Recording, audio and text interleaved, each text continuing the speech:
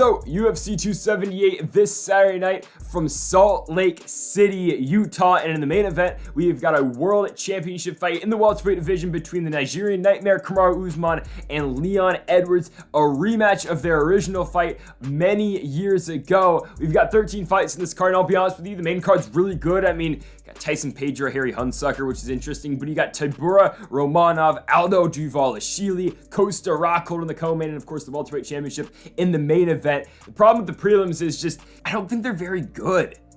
Like, it's a bunch of fights where, I mean, okay, the UFC kind of prides themselves on really good prelim portions for pay-per-view cards. This is not one of them. There's just a lot of fights that I feel like are really one-sided except for really one. And then it's just, I feel like there's a lot of, I wouldn't say locks, but a lot of just obvious picks on this undercard. We'll break them all down though. 13 fights on this card from Salt Lake City in Utah this Saturday night. And folks, if you haven't yet, make sure to hit that subscribe button down below for some more UFC here on the channel. So in our first fight, we've got two flyweights looking for their first victory here in the UFC. One corner, we've got Victor Altamirano, and then we got him against Daniel Da Silva. And for Victor Altamirano's first fight in the UFC, it's a razor-thin split decision fight that he did lose to Carlos Hernandez. Now, I thought Altamirano barely got the nod. I gave him the second and third round in that fight. I mean, it really was the turning point in that fight was the second round. I mean, the first round you can give to Carlos Hernandez, the third round you can give to Victor Altamirano. It's the second round that's very close. I mean, technically Altamirano outstrikes him by one, but Carlos Hernandez does land a takedown on Altamirano, but Altamirano popped right back up to his feet. The only scorecard that makes zero sense in this fight is Sal D'Amato, who gave it 27-30 or 30-27 in favor of Carlos Hernandez. I don't understand that, but you know, Altamirano had a very close UFC debut, and I think Carlos Hernandez is booked in his second UFC fight, if I'm not mistaken. I think he's not. Carlos Hernandez does not have a fight yet. Anyways, for Altamirano, though, he comes in the UFC by beating Carlos Candelario on the Contender Series. Now, that is another razor-thin split decision fight that Altamirano does win. Candelario, of course, gets the contract as well because he just lost to Tetsu Taira in his UFC debut, but Altamirano looked good in that fight. He mixed it up really well on the feet and on the ground, and that's what Altamirano does really well. I mean, he is a good striker. He does have a ground game as well, but Altamirano will be able to piece you up on the feet. Now, again, not the power that Tyson Nam's got at 125. I mean, I am the biggest Picasso fan in Ode Osborne, but man, Tyson Nam rocked him and put him down, put him out in San Diego. And don't get me started about the Dominic Cruz fight. I mean, I was so excited. Dominic Cruz looking like prime Dominic Cruz out there, and then every time he kept getting going, boom, Cheeto would put him down. Anyways, don't want to talk about that fight. And I really don't want to talk about my results from that last card, but Altamirano, really good on the feet. He's got good pressure, good technical striking. Does he have the most power at 125? Not really, but he's taking on a fighter here in Daniel Da Silva, who is 0-2 in the UFC. Now, Da Silva comes into the UFC. It was kind of interesting because he's coming off 3 straight wins over guys who really aren't that, you know, don't have too much experience. He comes in, loses to Jeff Molina. Molina knocks him out of the second round, and then in his last fight, Francisco Figueiredo catches him in a knee bar in the first minute of the first round in that fight. And Francisco Figueiredo now, of course, going to be fighting Amir Albazi later on in this card. But I wasn't too impressed with Figueiredo going into that Da Silva fight. No, I still picked him to beat Daniel Da Silva, but I just don't know how good Da Silva is, honestly, because we've already seen him get subbed by Francisco Figueiredo. We've seen him get caught in the feet by Jeff Molina. In the Molina fight, I mean, Molina's outstriking him throughout that entire first round. Molina takes him down or just controls him in that first round. In the second, of course, he knocks him out. And in the Figueiredo fight, Francisco rolls to a knee bar and eventually gets him and taps him out. I think Altamirano is going to be able to keep this fight standing. I think, again, he's just the better striker. He's the quicker striker between him and Da Silva. I don't think he's going to put down Da Silva like Jeff Molina did, but I do really like Victor Altamirano here to come in here. I think he'll pick up his first UFC victory here in Salt Lake City. I got Altamirano to outstrike Daniel Da Silva and win a decision. So on paper, Aoriqileng should win this fight, but I mean, there's a definite possibility for Jay Perrin to win this fight. And I think a lot of people will take Aoriqileng in this fight just because of his last performance. It's a big victory over Cameron Else. He comes in there, he drops Else early, and eventually finishes him on the ground with strikes. And Aoriqileng looks really good in that fight. Cameron Else really just couldn't get going in that one. And it was interesting because we hadn't seen Else in a while, and Aoriqileng, the Mongolian murderer, picks up his first victory in the UFC. And before that, he took on 2 solid guys. I mean, this first fight being Jeff Molina. Molina, you know how tough that guy is.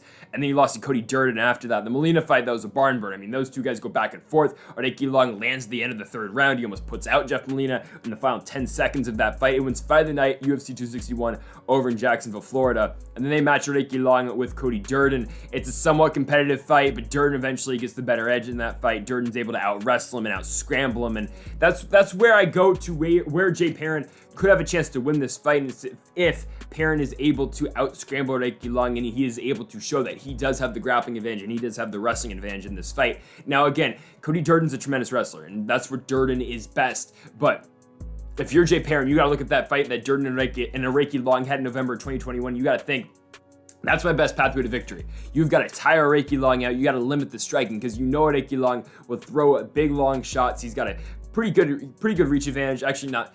He's got 69-inch reach compared to Perrin's 66, but still, you know, Aoriqileng, pretty good striking. He's got crisp striking on the feet.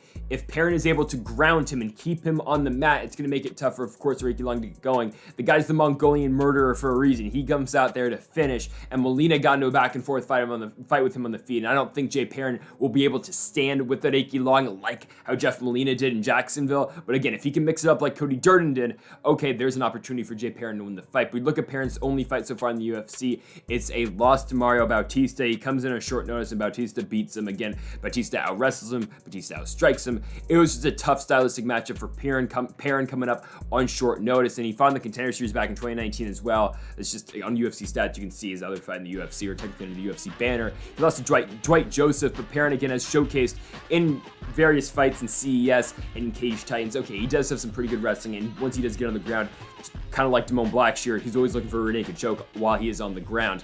I think all of the submission victories are by rear naked choke, but I just find this one kind of tough because, okay, Aoriqileng, other than the Cody Durden fight, he's not bad at wrestling. He doesn't have horrible wrestling. Like, he took down Jeff Molina 3 times. He took down Cameron Else.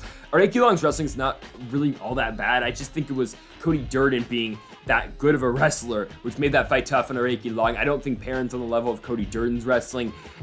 I think we're fine here with an Aoriqileng victory. I mean, Aoriqileng looked pretty good in his first fight at bantamweight in the UFC against Cameron Else. I think Jay Perrin's honestly a pretty low-level bantamweight that the UFC does have. Again, just took the fight against Bautista on pretty short notice. He was scheduled to go fight in CES later that month, but of course he takes on Bautista, so now he's got the UFC contract. I think Aoriqileng wins. It's just a matter of if he finishes Perrin or not. I think he's going to. Hell, I'm going to say it, pay-per-view card. We're in Utah. Hopefully crowd's going. Aoriqileng finishes Jay Perrin. He's going to catch him in the second round, and Aoriqileng's going to win by second round KO. So Amir Albazi's back for his third outing in the UFC octagon, and I know on the graphic it says this is going to be his second, but it is his third. Albazi's 2-0 so far in the UFC with victories over Malcolm Gordon and Zhalgas Zhumagulov so far. He has not fought since January of 2021, fighting at UFC 257 on that Poirier-McGregor card, and of course beating Zhalgas Zhumagulov. But Albazi's pretty solid, man. You look at his first fight in the UFC where he beats Malcolm X Gordon. He submits him in the first round with the triangle choke. The man's really good on the ground. He's got some solid striking as well. Albazi's one of these dark horses, really, of this flyweight division that we just honestly just don't see fight all that often because he's been in the UFC for 2 years now. Only 2 fights. Now, the Gordon fight was at bantamweight. Made his UFC debut in that fight, and Gordon was making his UFC debut as well on that night. But of course, Albazi won in the Zhalgas Zhumagulov fight. He beats a guy in Zhumagulov, had a lot of hype coming into the UFC. Albazi beats him by unanimous decision. Now he's been booked against Ode Osborne and Tim Elliott. Both those fights never came through, and now we've got Albazi versus Francisco Figueiredo, and I feel like this is kind of a fight that really favors Amir Albazi. We talked about this in the open. There's a lot of fights that seem like it's pretty obvious one way or the other. This is one of those fights. When you look at Francisco Figueiredo, he's 2-1 in the UFC, and we talked about when Figueiredo made his debut in the promotion. When he beat Jerome Rivera, right? I mean, hell, I picked Jerome Rivera to win that fight. I just wasn't impressed with what we saw out of Figueiredo outside the UFC. I thought he was just kind of in the promotion because of his brother's last name. And okay, he beats Rivera, he loses to Malcolm Gordon, and then he beats Daniel De Silva where he catches him in a knee bar. Again, though, look at the guys Figueiredo's beat in the UFC. It's Rivera and De Silva, and he lost to a guy, Malcolm Gordon, who lost to Amir Albazi. I know MMA math doesn't always work that way, but man, I mean, Figueiredo came into the promotion, and this is why we thought it was weird. He hadn't fought in like 18 months, and his last fight was a draw. So when he fought Jerome Rivera, he had not won a fight in 21 months over Manuel dos Santos back at Jungle Fight 93 back in 2018 for the Jungle Fight Interim Bantamweight Championship, right? I don't think Figueiredo's horrible. I don't think he's the guy that we thought he was coming into the UFC, but I don't think he's all that great. Malcolm Gordon found a lot of success in the ground against Francisco Figueiredo. Now, when Figueiredo's a better wrestler in a matchup, he's pretty dominant. I mean, you look at the Jerome Rivera fight, okay, he's able to go in there, he's able to put on the wrestling shoes, and he's able to control Jerome Rivera on the ground, but when he's not the dominant wrestler, sure, he got into a lot of reversals and a lot of scrambles against Malcolm X Gordon, but Gordon was able to outstrike him, and Gordon was just able to outscramble him in that fight, and then his Silva fight, okay, just caught him in a knee bar.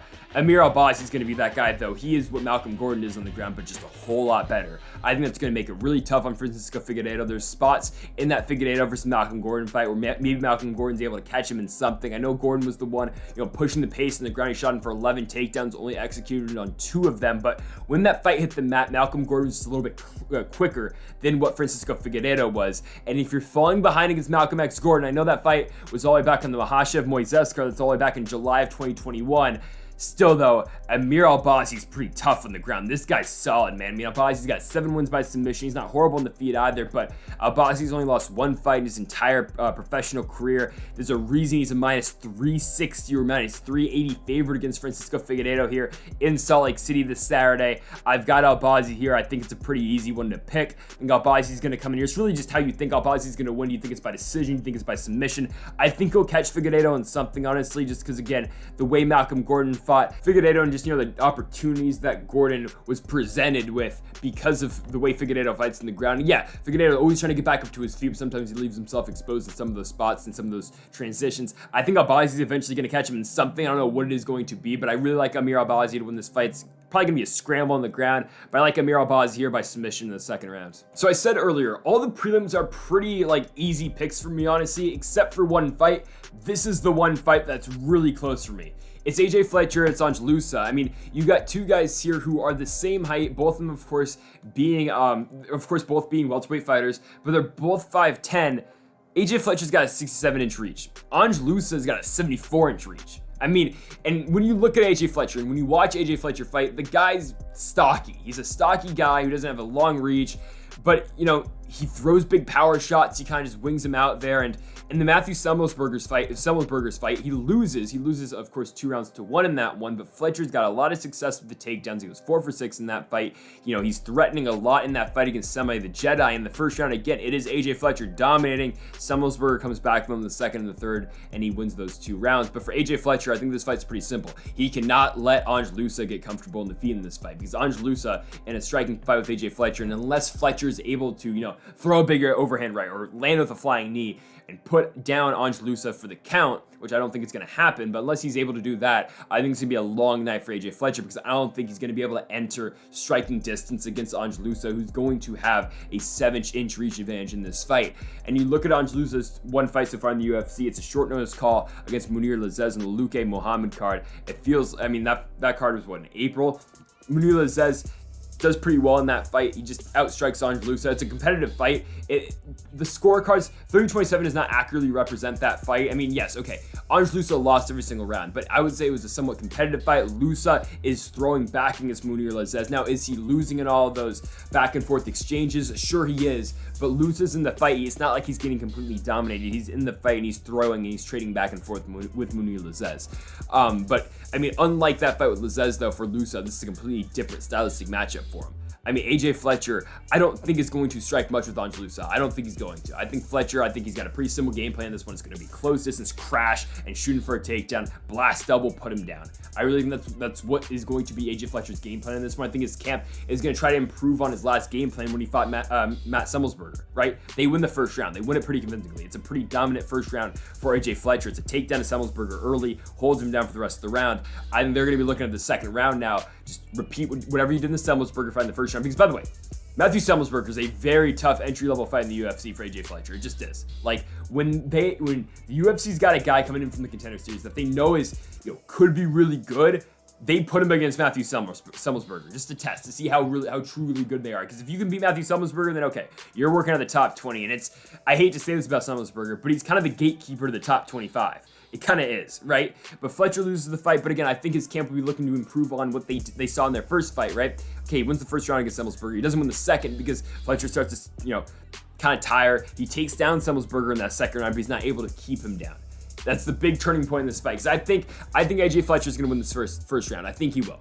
But can he win the second and can he win the third? Because I think, Loosa will be in there. I mean, Loosa probably had his best round against Muniz in the third round of their fight in April. I mean, he's a guy who starts all right, but really turns it up towards the end of fights, which I think it makes it really tough on Fletcher, especially a guy Fletcher does have some knockouts, but Fletcher, a primary wrestler, he's going to try to come in here and he's going to try to grapple with Loosa. So that's really why I think this fight's so close, is because it is a wrestler versus striker fight. I'm going to go with AJ Fletcher here. I'm going to do it. I think Fletcher is able to find the takedown early. Now, Loosa, we'll see. Is his takedown defense as good as Matthew Semelsberger's is? I don't think so. So I think Fletcher is able to crash again in the first round. I think he'll be able to do it again in the second. And I think that's where he wins this fight. And as long as he can just survive in that third round, and kind of unlike what Damone Blackshear did, I know Blackshear got it to a majority draw in his fight against Yusuf Zalal, but I think Fletcher's able just to survive that third enough to keep it a 10-9 round, win those first two, bank him at 2018, and then of course just win a decision 29-28. So I'm going to be taking the Ghost AJ Fletcher to out wrestle Loosa in the first couple rounds, winning that decision 2-1. I got AJ Fletcher to win here in his second fight in the UFC. So yeah, we got two fights in this card that feel like pretty easy locks. I mean, this is one of them. I'll just say it out right now. Miranda Maverick is not losing to Shanna Young. Right? I mean, Miranda Maverick, this is a fight that you know what they're doing. Miranda Maverick's a minus 425 favorite in this fight. And yes, she won her last fight. She looked good in the Sabina Mazo fight. That's a fight on the Santos Ankalaev card. It's just Miranda Maverick dominating on the ground. Eventually, she found her way to the rear naked choke finish, and she beat Sabina Mazo. And that was a fight where, Maverick's coming off of back-to-back losses for the first time in her career. She loses to Macy Barber by split decision in a fight that she definitely won. But then she got dominated by Erin Blanchfield, who the UFC feels like, okay, we're gonna book her against Molly McCann. Like, really? We're ending the Molly McCann hype train just like that, because Erin Blanchfield is going to dominate Molly McCann when they fight in MSG at UFC 281.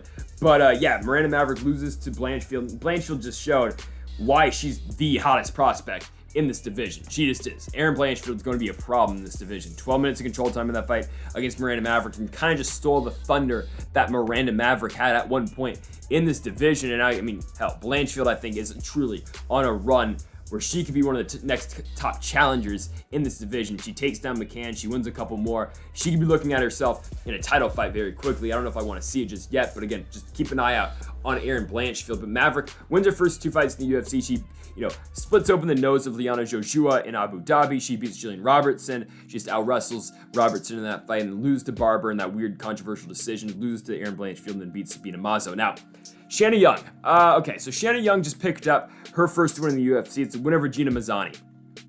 Gina Mazzani's not that great. Shanna Young eventually gets her down. She's got back control, and eventually she finishes she finishes Gina Mazzani on the ground. I mean, I'm not going to put anything into that. Gina Mazzani was never the greatest UFC fighter. She just wasn't. I mean, her only win in the UFC was, okay, she beat Wu Yan Nan, and we're going to see in a second here, but she also beat Rachel Ostovich. I mean, those are only two wins. Shanna Young, in her other fights not named the fight against Gina Mazzani, you look at the losses. It's Macy Chasson. Chasson's able to dominate her with the wrestling. 8 minutes control time. Stephanie Yeager's able to dominate her as well on the ground. Eventually, Stephanie Yeager finishes her by TKO on the ground. As a result of the takedowns and as a result of the dominant wrestling performance Stephanie Yeager was able to put on Shanna Young. What does Miranda Maverick do really well? Wrestle. I mean, this just feels like an obvious one. They're not setting up Shanna Young for success at all in this fight. Miranda Maverick's going to come in there. She will take her down in the first round, and it is going to be hell for Shanna Young for however long she is down on the ground, because I don't honestly think this one's going to last too long. I think it's a Maverick takedown early. I think Miranda's dominating on the ground. Eventually, she will find her way to the submission in the first round. I think Miranda Maverick gets back-to-back wins here in the UFC, making her UFC record now 4-2 with a first-round submission win over Shanna Young. Again, I've seen Shanna Young against two other UFC caliber fighters in Stephanie Yeager and Macy Chasson. What happened in both of them? She got out-wrestled, and in the Stephanie Yeager fight, Yeager was able to find a finish on the ground due to elbows. I think Maverick's able to sink in a submission, so I'm going to go with Miranda Maverick to win this fight. I got her by first round sub. So next up, we've got Sean Woodson taking on Luis Saldana, and I think, Sean Woodson, so far in the UFC, pretty good 3-1. I know a lot of people weren't happy with the loss to Julian Erosa because the guy was a minus 500 favorite going into the Julian Erosa fight. And I think we need to talk about this fight. In the summer of 2020, right? We didn't know at the time how tough a fight Julian Erosa was because Julian Erosa was on his second stint with the UFC. The guy, was a plus 450 something underdog going into that fight, but he had just lost. It was an interesting spot because he had just lost 3 in a row. Devontae Smith, Grant Dawson, Julio Arce. He goes out of the UFC, picks up a victory over AJ Bryant, and they bring him back for the Sean Woodson fight. And early in that fight, Woodson's looking good. They're striking. Eventually, though, in that third round, Woodson gets tired. He starts to tire at the end of the second. Arosa starts to look like, okay, he's taking over in the third. Woodson knocks down Arosa, but starts to slip up. Arosa takes him down and eventually submits him with a Darce choke. Woodson just kind of got tired and Arosa submitted him, but at the time we're like, what the hell? Because Julian Arosa, again, went 0-3 in his first stint in the UFC. He was on the Ultimate Fighter. Actually, this was his third stint in the UFC at the time. His second stint didn't go well. His first stint only went 1-1 after getting cut after losing to Ishihara. Then he comes back, though, after beating Sean Woodson. He knocks out Nate Land with the flying knee. I know he lost to Sungwoo Choi, which is disappointing, but since then, he subbed Charles Air Jordan, and then he beat Stephen Ocho Peterson by split decision. All right? Julian Arosa is very good, and I think we have to look back at that fight that he had against Sean Woodson and just say, okay, Arosa was the better guy on that night, and maybe if they fight again, okay, maybe that fight does end up differently, but now we know how good Julian Arosa is, so I think we can stop just crediting what Sean Woodson brings to the octagon, because, okay, he comes in, after that, he beats Yusuf Zalal. After a year off, he comes in there and beats Zalal by split decision, and then he knocks out Colin Anglin in his next fight, November 2021. Now, at the time, that looked like a good victory, because Anglin, I know he had lost his first fight in the UFC at the time to Melzik Bogdasarian, but then Woodson finishes him, and you're thinking, okay, good. Good one for Woodson. However, Anglin since then went to Colorado Combat Club, lost to a guy who was 5-2 by unanimous decision, and then just got knocked out on XMMA 5 to James Brown in the second round. So, how good is Colin Anglin really? Because he's lost 4 straight fights since, winning the Contender Series? I don't know. But still, an impressive win for Woodson. He sits him down with the body shot, eventually finishes the fight. Now, he's going to be taking on Luis Saldana in this one. Saldana is a guy in his own right, 2-1 in the UFC. Again, though, you got to look at the levels of competition.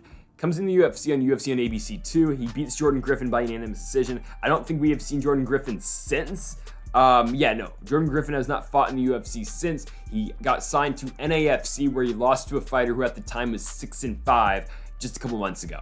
Not ideal. So after that for Saldana, after he beats Jordan Griffin, he loses to Austin Lingo by unanimous decision. It's a fight where Lingo just, kind of outpaces him on the feet. It's a competitive fight, but Lingo's just able to land with more power, eventually giving him the victory. And then Saldana after that beats Bruno Souza. The thing with that is, how good is Bruno Souza really?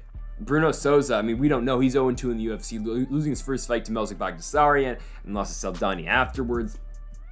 Saldana coming into the UFC had a lot of flashy highlight knockout reel, kicks and all of that. You look at his wins outside the UFC, but even the Vince Murdoch fight, when he wins the Contender Series, he hits him with a really nice front kick, puts him down in the third round. Now, though, we have to consider how good is Vince Murdoch really now, because I know that guy, and Murdoch got a shot in the Ultimate Fighter. He beats Dustin Lamprost, but then loses to Brady Heastand, gets a shot outside the UFC in Total Warrior Combat against the guy who was 2-7, and he gets subbed in the first round. He gets caught with the shot, gets put down, and Usman Rahman finishes him in the first round by rear naked choke. Again, a guy who came to the fight 2-7. So how good is Vince Murdoch? I really, he's not great, okay? So I just don't think Saldana, now he could be really good, but when you look at his opponents, the only guy that he's taken on that is somewhat, decent is Austin Lingo, and he lost the fight by decision. It was just a fight where, again, Lingo showcased that he had the power advantage. Both those guys kind of went strike for strike, but Lingo was just landing with more damage or landing with more effect in that fight. So in this one between Woodson and Saldana here, though, I think we will get a striking fight. Saldana outside the UFC, when he had his fight in LFA where he got his shot in the Contender Series, he had shown that, okay, he does have some jiu-jitsu, he does have some wrestling. He hasn't really shown it much in the UFC now. It's just really been Saldana not finding a way to get the fight on the ground because his takedowns have been stuffed a lot. I think it'll be more the same in this fight with Woodson, though. Sean Woodson, I think, is a pretty solid defensive wrestler, 82% takedown defense rate so far in the UFC, so I don't think Saldana is going to be able to take him down. So if that's the case, okay, Saldana is going to get forced into the trap with striking with Sean Woodson. But you got two really big featherweights in this fight. Woodson's 6'2", Saldana is 5'11", two bigger featherweights. Both guys, of the same height, or actually, both these guys are kind of taller than AJ Fletcher and Angel Loosa in a fight that's going to be at welterweight earlier in the night. But in this one though, again, if you have a striking fight between Sean Woodson and Luis Saldana, I think eventually Woodson's going to be able to catch him. I think you're going to see a stand-up fight. I think it will be a competitive one in the feet because I think both guys will throw, but Woodson does have some power. He does, dig to the body, work the body really well. I think eventually he will catch Luis Saldana. I'm going to go Sean Woodson, second round TKO finish in this one. Again, I always tend to pick more finishes when we do come to these pay-per-view cards because fighters, again, trying to seek out those bonuses. They do come out to fight a little bit more aggressively on this pay-per-view cards. I'm going to take Sean Woodson. I do believe it is his first fight back with the crowd since, coming into the UFC, or actually since the Kyle Bochniak fight back in 2019. So I'm going to be taking Sean Woodson in this fight. I think he gets it done in this one by second round TKO. Like Woodson to pick up another victory here in the UFC. So yeah, don't know why this fight's so high on the card, but here it is. Wu Yanan taking on the returning Lucia Pudilova.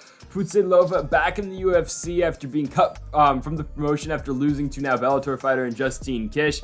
But she comes back, she wins 5 out of 6 in Octagon, and now she is back in the UFC. Now her only loss being to Bernardo, the former UFC fighter as well. But yeah, Pudilova is back after a 2-fight winning streak. She won by split decision back in 2021 in November, and then she won most recently in April in Octagon as well by decision. Getting her way back into the UFC now, taking on Wu Yanan. Wu Yanan's not very good either. I mean, okay, Wu Yanan hasn't seen too much success in the UFC. She is 1-4, and her one win is Lauren Mueller. Now, at the time, okay, Mueller was undefeated, and, Wu Yanan was a huge underdog. She's a plus 300 underdog. It was a huge, big win for her because Mueller was undefeated. She was coming off the Contender Series, and she was coming off a big one, I guess, over Shannon Dobson. But, Mueller ended up going on a 4-fight losing streak to end her career. Maybe she's still fighting. She was booked against Claire Guthrie earlier on in the year, and the fight never ended up happening, but yeah, that's Wu Yanan's only victory. She's got a loss to Gina Mazzani by decision. She lost to Mizuki Inoue. She lost to Jocelyn Edwards. She lost to Maribona Silva. In all of Wu Yanan's fights, it's kind of the same thing. Other than the Mazzani fight, she just keeps getting outstruck. Mizuki outstruck her. That was a close fight where maybe you can give to Wu Yanan. I mean, it's a tough one. It's a really tough one. I do see the scorecards for Wu Yanan. It's a weird scored fight in that one. But you look at the Jocelyn Edwards fight, there's no debate about it. Edwards beats her, and then Maribona Silva beats Wu Yanan as well. And then Gina Mazzani fight, I mean, come on. Mazzani's out wrestling her, Mazzani's out scrambling her. Wu Yanan cannot get going because Gina Mazzani keeps her grounded in that fight in Shanghai, China. Now, okay, so Pudilova is back, and her first UFC run wasn't very good, though, honestly. Now, she has more wins than Wu Yanan. You can say that Pudilova definitely took on the higher level of competition. She comes in, she takes on Lena Landsberg. She loses by decision. Okay, Landsberg's pretty solid. She beats Jeon Kim, she beats Sarah Morris, she loses to Irene Aldana, she loses to, Bellator champion now Liz Carmouche, she loses to Antonina Shevchenko, and she loses to Justine Kish.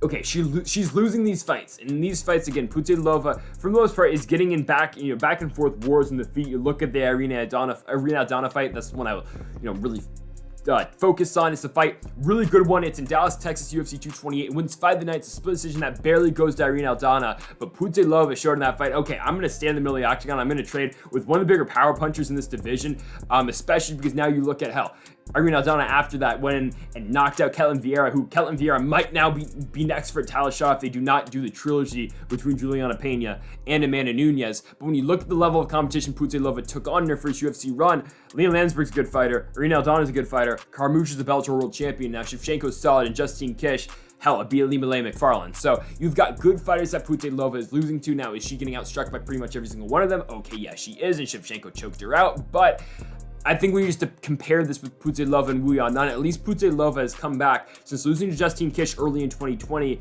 In the span of 2 years, she won 5 fights. She won 5 out of 6, and she has been constantly improving in every single fight she has had in Octagon. Is Wu Yanan really improving on that much? Can't really say that. She just doesn't. She seems like the same fighter, and I'll say it. I think this fight has definitely the potential to be kind of boring, but I'm gonna go Lucia Pudilova to outstrike Wu Yanan.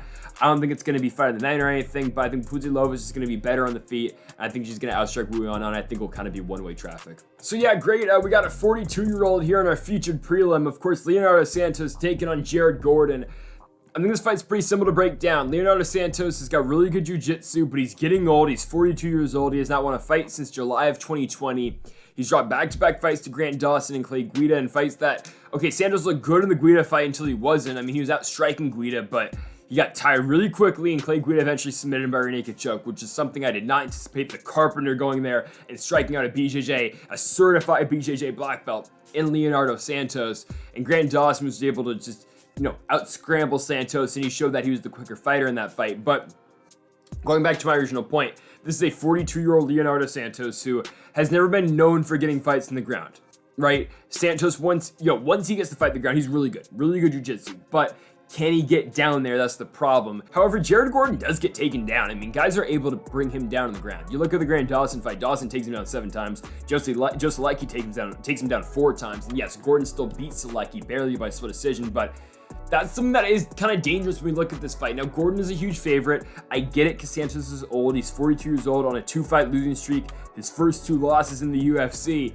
But I mean, I think there's a possibility for Santos here. It only takes 1, right? I mean, especially when you got a guy like Leonardo Santos, the jiu-jitsu this man does possess, it only takes one takedown out of Santos to get him on top and put Jared Gordon in some danger, right?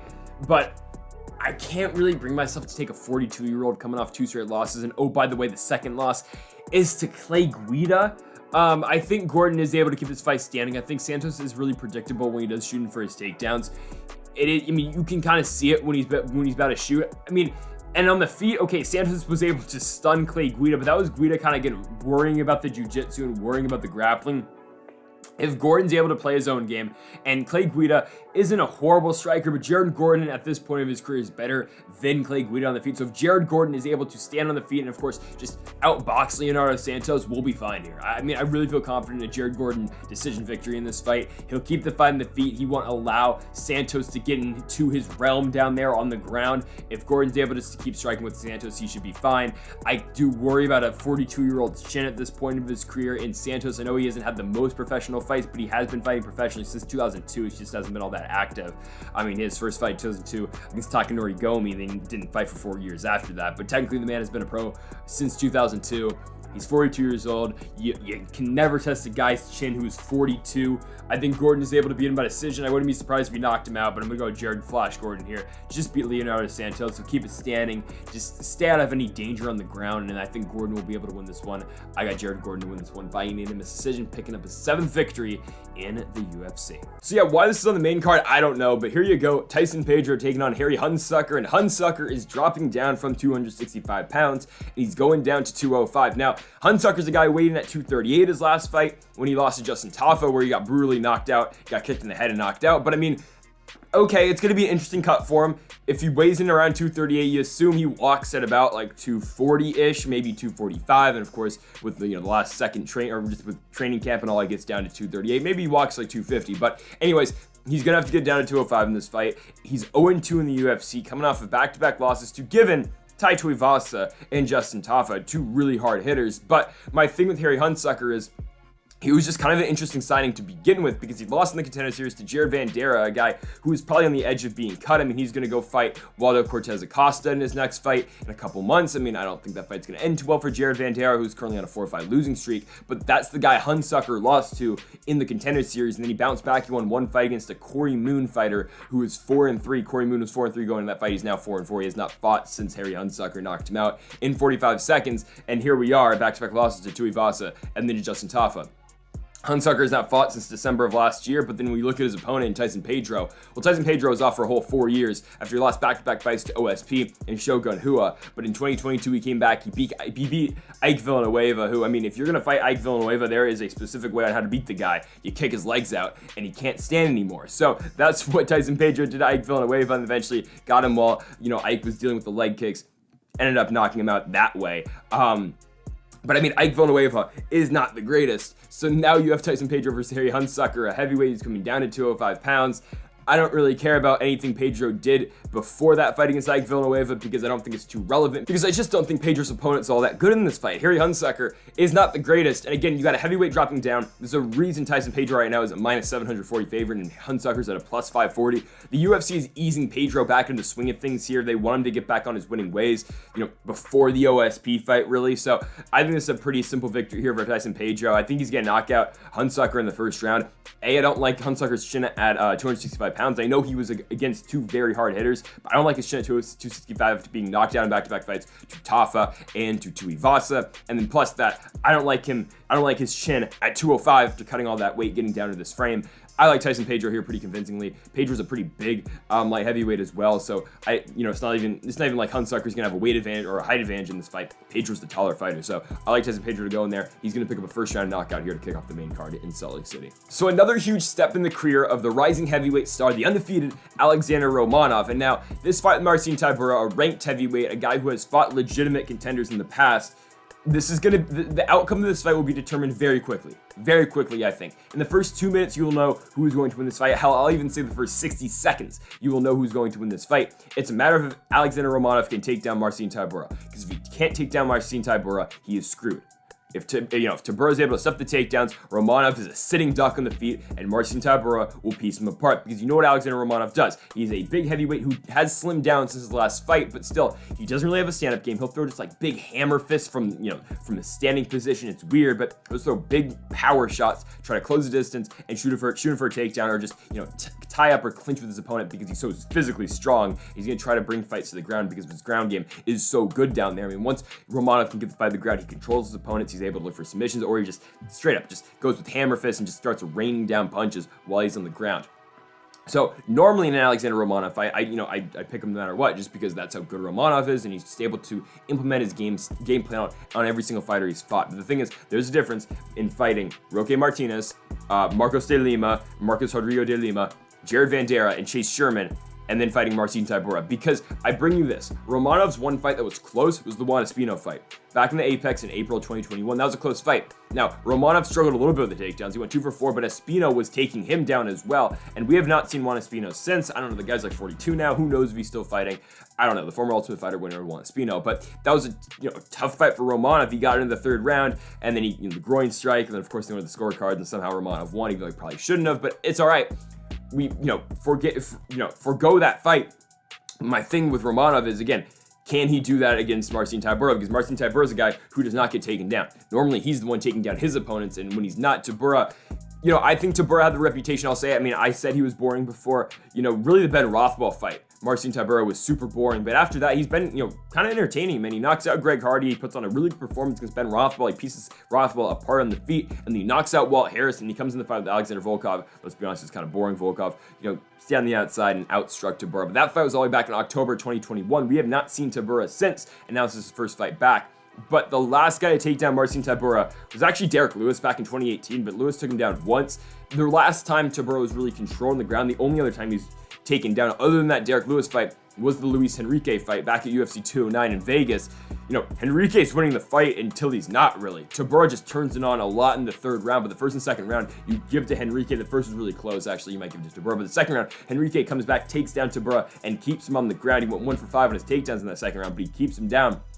The third, though, Tybura's able to keep it standing, and eventually Tybura wins the fight. But again, that's the last guy to really beat Marcin Tybura on the ground. We'll see if Romanov's able to do the same. It's just that I think this is a tough stylistic matchup for both guys here, and I think it's a way tougher fight than Romanov's last opponents, because hell, he fought Chase Sherman in his last fight, and Chase Sherman does not have a ground game to save his life. So I'm going to take Alexander Romanov, though. I mean, I still think he's able to win, but again, I think this fight's going to be determined in the first 30 seconds, because Romanov's going to shoot eventually. Romanov's going to tie up or clinch up eventually, and he's probably going to do it very quickly. So you are going to figure out very soon who is going to win this fight, just the way both these guys fight this fight really early. If Tybura is physically stronger than Romanov, he can win the fight, definitely. He probably will win the fight, but Romanov just relies on his strength. How the nickname is King Kong for a reason. If he can bring down Marcin Tybura, it'll likely be a short night for Tybura, just because that's how good Romanov is on the ground. That's how powerful that man is on the ground. His control is great. He's able to limit his opponents from getting back up to their feet once he does take them down. So if Romanov is able to take down Tybura early, I think he'll likely win this fight. I think he'll be able to do it by knockout. So I'm going to say Romanov by first round TKO. He takes down Tybura early, and is ground and pound, and more ground and pound. Give me Alexander Romanov to stay undefeated, going to 17-0 and 6-0 in the UFC. First round TKO victory for King Kong, Alexander Romanov. So the King of Rio is back, and he is an underdog here against Merab Dvalishvili. That's crazy. I mean, I think the line has gone back and forth pretty much this entire week. But yes, Jose Aldo Jr. right now is the underdog against Merab. And that's crazy because you look at the strength of schedule for Jose Aldo. I mean, my goodness, last 3 fights, he beats Marlon Chito Vera, who looked incredible. Well, I wouldn't say incredible, but looked good when he knocked out Dominic Cruz. Pedro Munoz, Jose Aldo beats, and Rob Font, Jose Aldo beats. Back to back to back, and that was coming off of 3 straight losses to Alexander Volkanovski, Marlon Moraes, given everyone thought Jose Aldo won that fight, and then a title fight loss to Piotr Jan at UFC 251. But Jose Aldo, man, at 135, since that one Piotr Jan fight, has been incredible. The Chito Vera fight, Aldo, in the first couple rounds, it's a competitive fight on the feet. I think Aldo wins the first, you give the second to Chito Vera, and then the third, Aldo says, screw this, I'm going to take him down, and holds down Marlon Chito Vera for like 4 minutes and 50 seconds in that third round. So he wins the fight by wrestling Chito Vera. Now, that is not going to come to play in this fight, at least Aldo's offensive wrestling against Merab Dvalishvili, because no one's going to take down Merab, because why would you? Well, I mean, not a horror. No, why would you take him, Merab Dvalishvili? It's just because his striking is not as good as his wrestling. Anyways, Aldo fighting Pedro Munoz, it's just striking affair, and Jose Aldo, that was really the fight where it's like, okay, Aldo's turning back the clock, he's looking really good, and he did look good in that Pedro Munoz fight, he wins all 3 rounds, and the Rob Font fight, I mean, Aldo wins every single round, he gets outstruck pretty much in every single round, but just the damage that Aldo's able to do and the control time Aldo's able to put on in the third, the fourth, and the fifth, it's enough for him to get the victory. So Aldo won 50-45, and the one round you can't give Rob Font is the third. But anyways, Aldo, or actually, I think it was the second, the one round you can give to Font. But Aldo looks good in that fight. He controls Rob Font, and he knocks him down a couple times as well, just to put a lot of damage under Rob Font in that fight. And something just to note for Jose Aldo, the guy barely gets taken down. 90% takedown defense rate so far in the UFC for Jose Aldo. He is hard to take down, and that is what Merab Dvalishvili is coming into this fight to do. He is looking to wrestle. You look at the Marlon Moraes fight, and this is what it does. I mean, it gets tricky for Merab when you look at the Moraes fight, right? Because Marlon's damaging him early. Like Merab is in danger in that fight early. Marlon Moraes is turning it on the first 2 minutes and 30 seconds of that first round he is. Actually, no, more like 4 minutes. And Merab turns it around in the last minute, eventually ends the round on top after he looked like he was going to get knocked out. And in the second round, it is all Merab Dvalishvili. Marlon Moraes went for it in that first round. He just completely emptied the tank to try to get Merab out in that first round. He couldn't. And in the second round, get this, Merab had 38 significant strikes. Marlon Moraes had 0. He didn't even throw a strike in the second round. Now, will Jose Aldo tire like Marlon Moraes? No. Aldo, I don't think will chase the finish like Moraes did, because I think Moraes kind of knew in that fight he had a limited window to win that one, and Marlon's chin's not the greatest either, so all Merab's got to do is throw that big overhand right that he throws and that big spinning back fist that he throws. He didn't throw the spinning back fist in this fight, but ever since he landed that against Raufeon Stotts, that's all he throws. He kind of just seems to kind of spam that damn thing, but I mean, anyways, he beat the Bellator champion Raufeon Stotts back in 2017. I always bring that up when Merab fights, and Dana White looking for a fight. Anyway, I mean, I don't think Aldo is going to tire like Marlon did against Merab. And like when you break this fight down, as long as Jose Aldo can get this fight on the feet, he should win, right? Because Merab's a great wrestler, but on the feet, he just doesn't compare against Jose Aldo. Like Merab, he will get outpaced in this fight on the feet because Aldo will be too quick for him. Merab will throw big overhands and he'll throw big power shots, but it just won't be enough for Aldo. If Merab's gonna win this fight, he's gotta time the wrestling. He's gotta be effective while using his wrestling. But the thing is, again, no one has really been effective using the wrestling against Jose Aldo, really ever. Like Frankie Edgar tried, he couldn't take down Jose Aldo. Piotr Jan took him down once, but again, Chad Mendes, a dominant wrestler, really couldn't take down Jose Aldo all that much. He's just a tough guy to take down, man. I mean, when you look at prime Frankie Edgar back in 2013, he tried to take down Jose Aldo 11 times. He only took him down twice and only had him on the ground for 57 seconds. Jose Aldo is a tough guy to take down.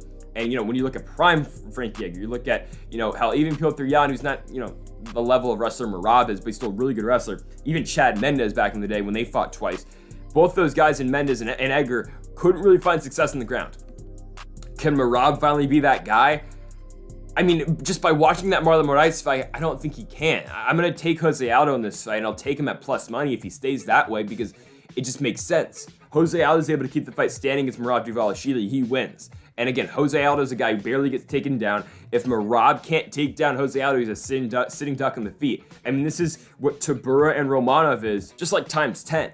Because, I mean, I don't think Merab's able to stay standing for Jose Aldo without Jose Aldo on the feet for 15 minutes. And if he's not, it's just that Aldo is not exerting his energy to try to get Merab out of there like what Marlon Moraes was doing. But I'm going to take Jose Aldo by stoppage here.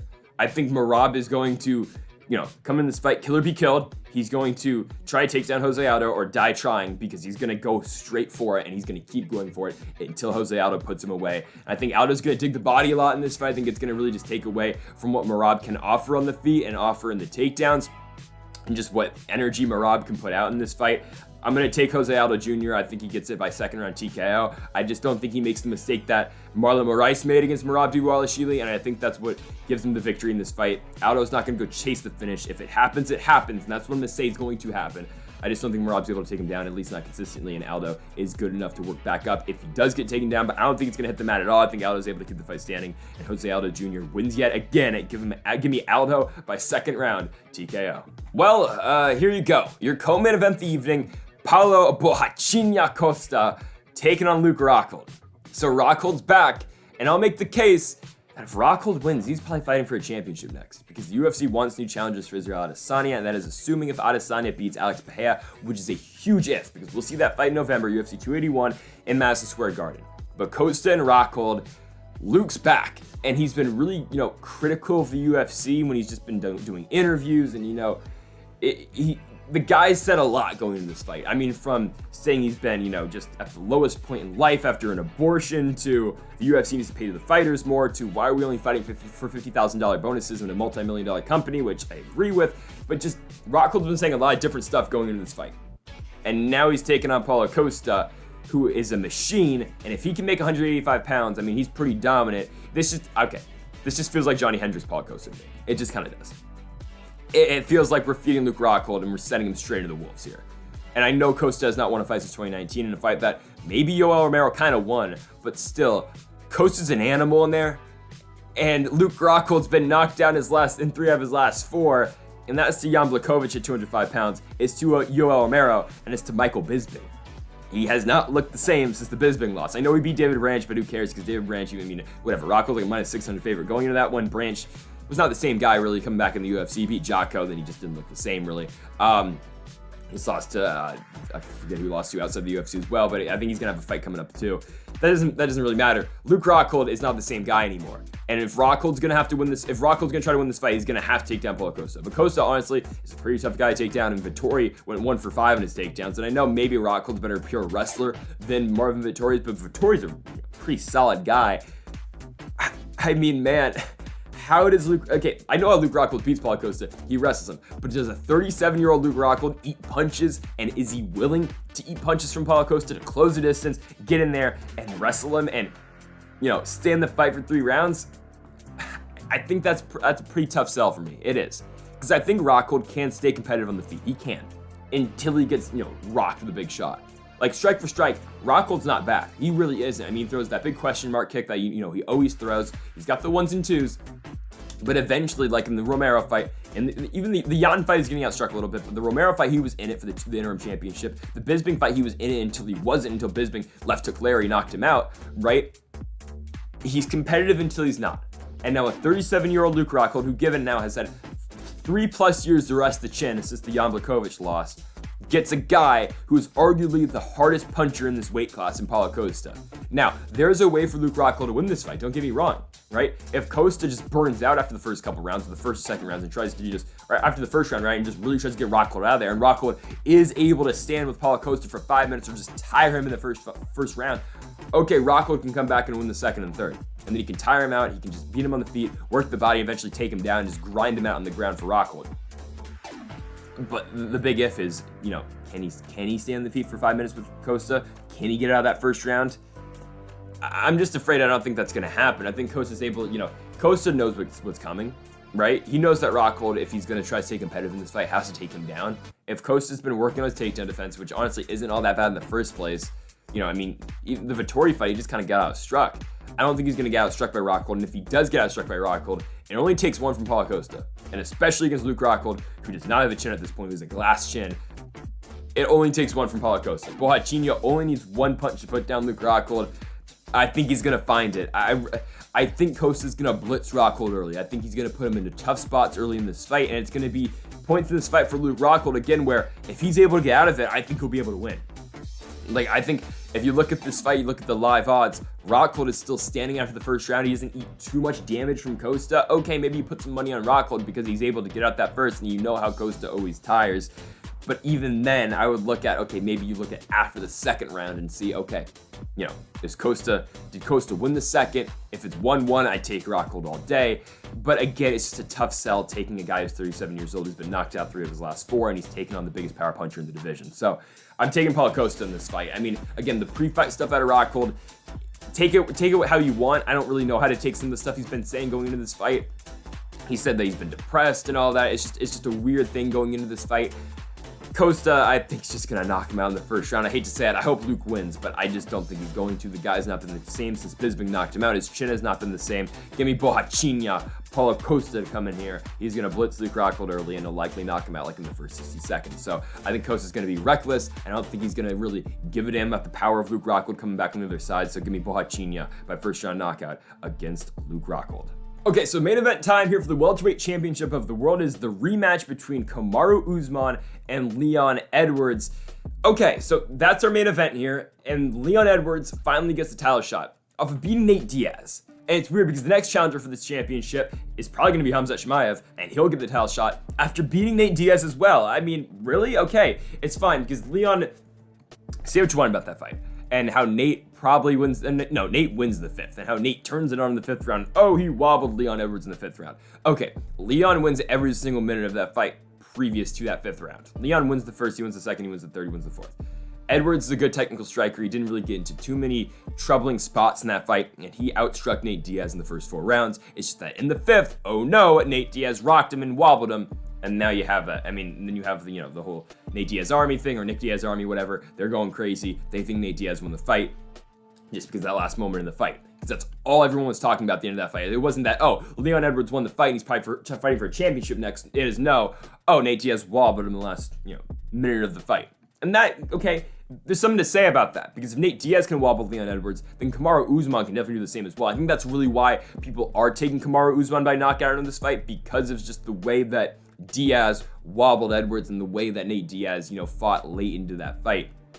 But I mean, we'll see how Kamaru fights this fight, because Kamaru, who is usually an active champion, took a, well-deserved break from, fighting, given it was, 10 months, but he's back. Since the last fight was November 2021 when he beat Colby Covington in a fight where I think we can all agree that was a draw. Like, I'm pretty sure that was a draw.